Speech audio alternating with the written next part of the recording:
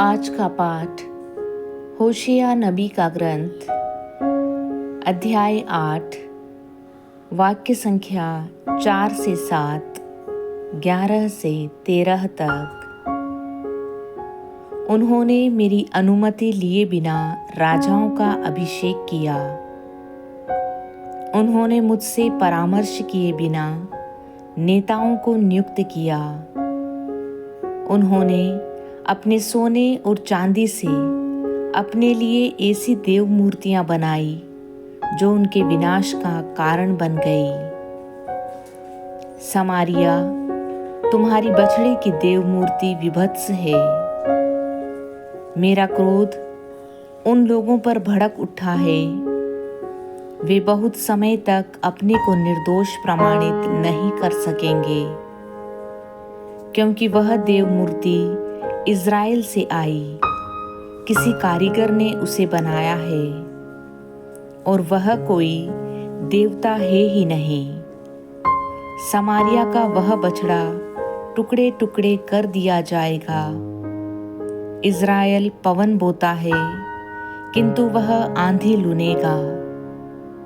वह उस डंठल के सदृश है जिसमें बाल नहीं लगती और गेहूं पैदा नहीं होता। यदि उसमें गेहूं पैदा भी होता तो विदेशी उसे खा जाते।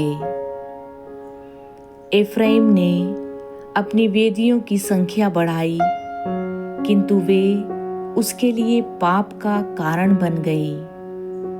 मैंने उसे बहुत से नियम लिख कर दिए हैं, किंतु उसने उन्हें किसी अपरिचित के नियम माना है।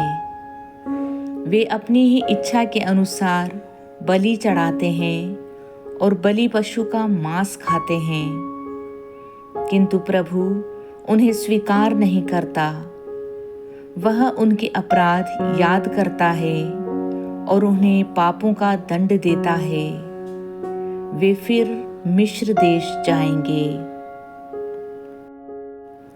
आज का सुसमाचार संत मत्ती अध्याय 9 वाक्य संख्या 32 से 38 तक। वे बाहर निकल ही रहे थे कि कुछ लोग एक गूंगे अबदूतग्रस्त मनुष्य को ईसा के पास ले आए। ईसा ने अबदूत को निकाला और वह गूंगा बोलने लगा। लोग अचंभे में पड़कर बोल उठे, इज़राइल में ऐसा चमत्कार कभी नहीं देखा गया है। परंतु फरीसी कहते थे, वह नरकदूतों के नायक की सहायता से अबदूतों को निकालता है।